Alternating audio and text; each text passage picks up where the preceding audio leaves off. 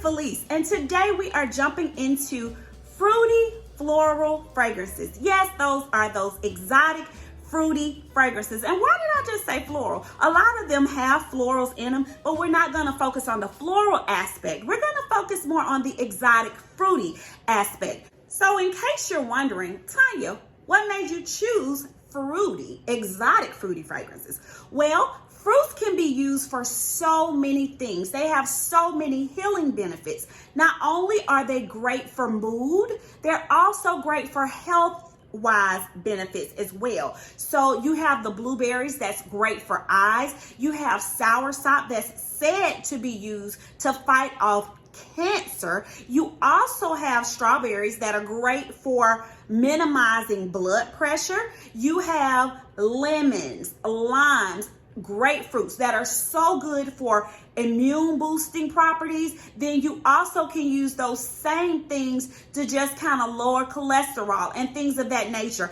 And of course, you know that apples are great sources for the digestive system. Watermelon is great to hydrate the body. And you know that pineapples, ladies and gents, honey, we all know what those pineapples are good for as well. So if you don't know, honey, stop right now. Go ahead and Google it, and then we'll reconvene later, okay? But no, so fruits can be used for so many dynamic things. So if fruits are made to boost those moods, get you to feeling great, then why not talk about those exotic fruity fragrances that we can walk into spring with? So if that sounds like something you're interested in, like I said, go ahead and grab a fruity drink or a fruity cocktail, and let's get into this video. So here on this channel, we chat about all things fragrance, beauty, love, life, and what have you. So today, guys, look at this blush. I don't know if you can see it, but I'm absolutely loving this blush.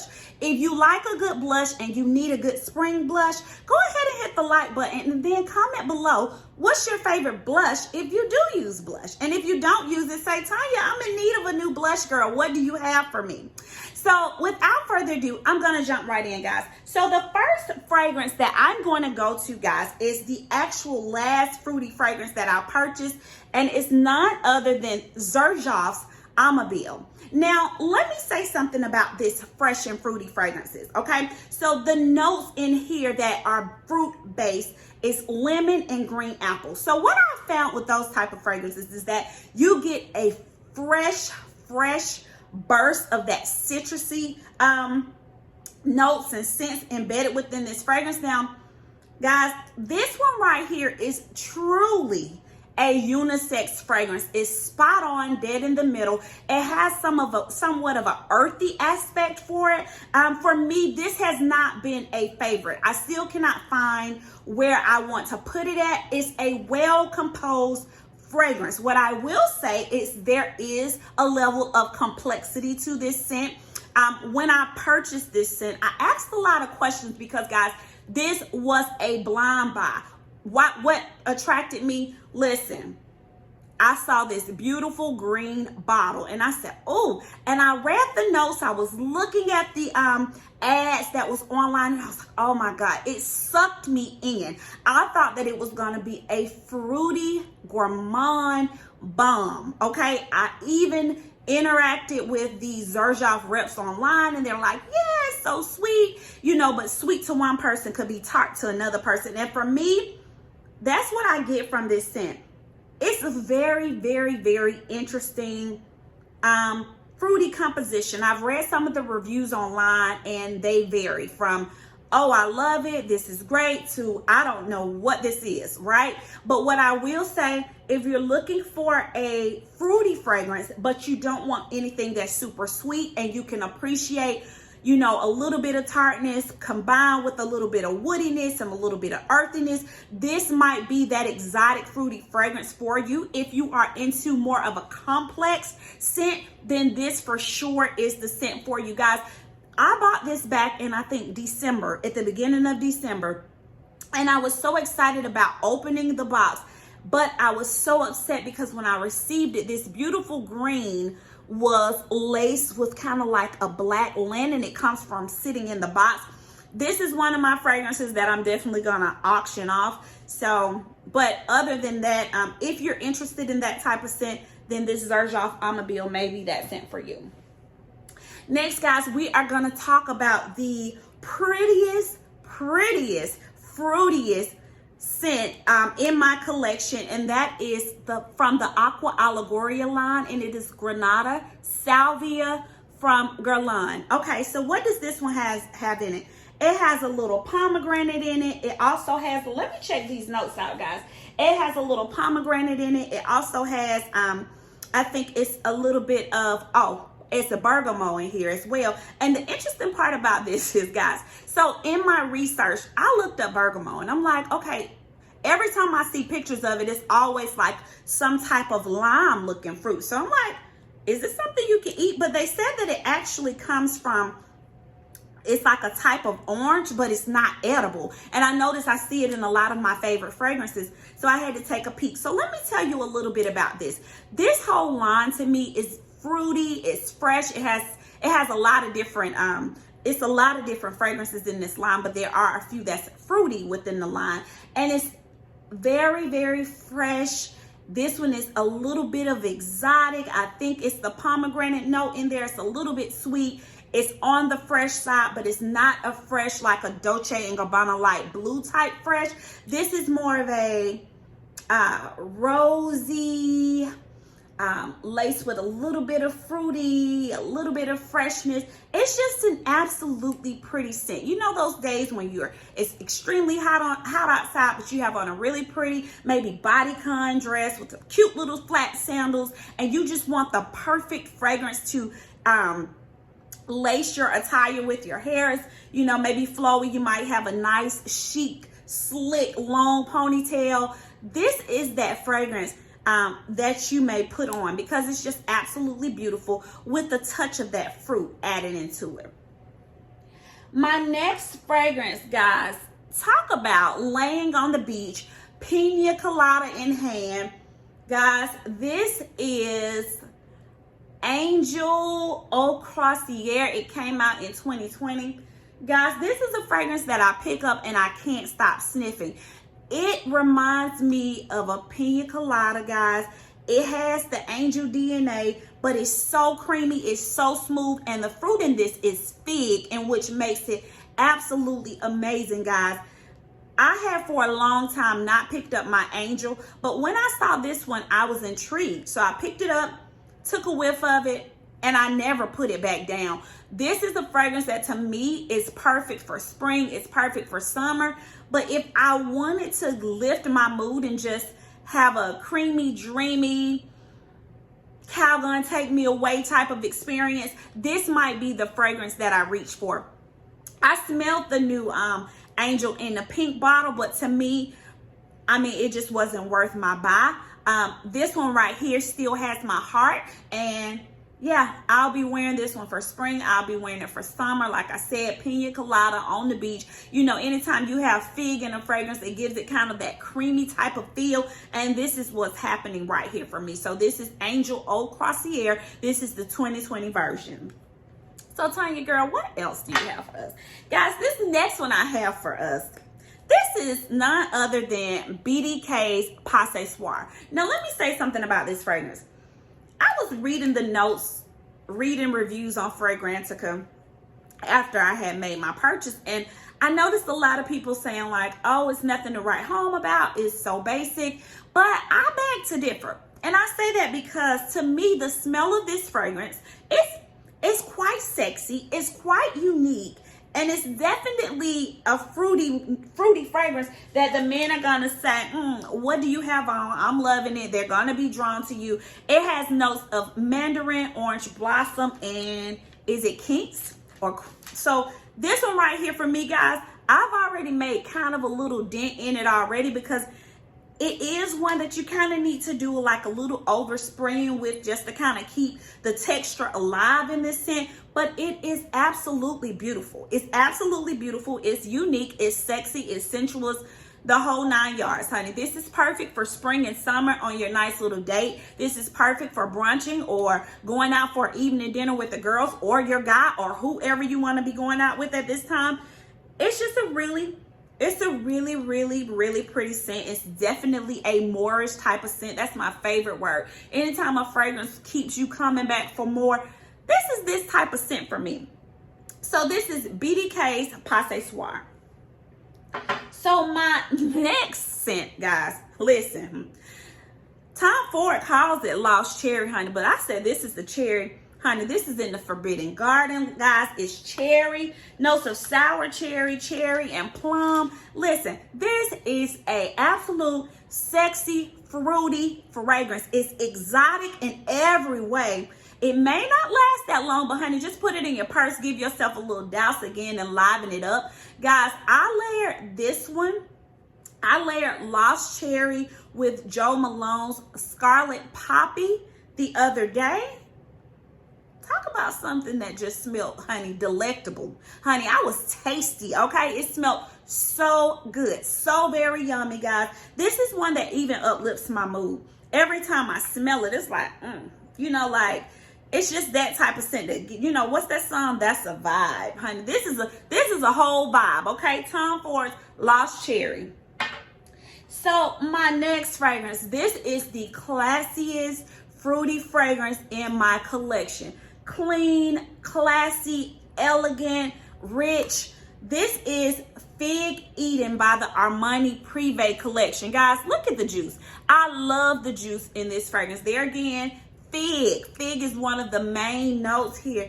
Guys, like I said before, my other fragrance that had fig in it, it's Angel. They give that creamy feeling off, and it's just, this is a beautiful, clean, fruity fragrance, guys. This is one that you put on when you're out and about. Maybe you have an office meeting. Maybe you are going on you may be going on a dinner date. You might be going on a date. You might be going, you know, you and your boo, you and your hubby, you and your friends, you going to the park, you know, you're having a picnic at the park. This is the fragrance during the day that you might want to put on because it's so clean, classy, elegant. I've even worn this fragrance during the winter time, and I love it because it's still so crisp, so clean. This is one that you can overspray during the winter time, and it will be absolutely amazing. This is one that you're definitely wearing in the spring. You're definitely wearing in the summer because it's so creamy, guys. It's a creamy fig fragrance that's done really well. The quality is absolutely excellent on this fragrance. If you have never smelled Fig Eden by the Armani Privè collection, go ahead and get your nose on it because it's spring, honey. You're about to wear your nice dresses. Listen, you need something to spray on the back of those calf muscles that just screams elegant and class, okay? With a fruity vibe. My next fragrance, honey, this is a cream pie. This is a dreamsicle, but this may be, I mean, it has lemon, it has orange blossom. This is none other than Lira, okay? This is, guys, this is one that I cannot keep my nose off of this scent. It's so very much so beautiful. It just makes me think of a warm lemon meringue pie drizzled with some orange sprinkles.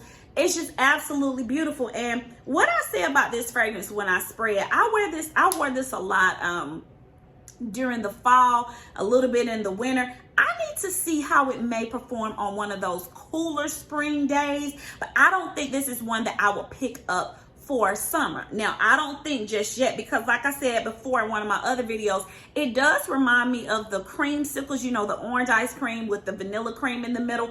It also puts me in the mind on the dry down of that ice cream, but it's still a little bit on the heavier side of the gourmand spectrum. So I don't know how it would perform in the summer, but for the spring, on a cool spring day, I think it would be absolutely perfect. It's just an absolutely great addition to me, in my opinion, to any collection, guys. It's always sold out, even because I wanted the smaller bottle. So I just kind of put my name on different lists for different fragrance companies, and whenever it came in stock, I was able to pick it up. Guys, this next fragrance is absolutely near and dear to my heart. It has sour cherries, red berries, and it is another one from Guerlain, and it's La Petite Robe Noir. Guys, so this is a fragrance that I hadn't reached for in so long. It's kind of tart, it's kind of powdery, it's a little bit musky, it's a little bit fresh. This is a fragrance that's near and dear to my heart. Number one, because anytime my husband gives me a fragrance, I'm absolutely super like, I gotta keep this fragrance. But I don't reach for it much because this is the fragrance that I wore to my grandmother's funeral.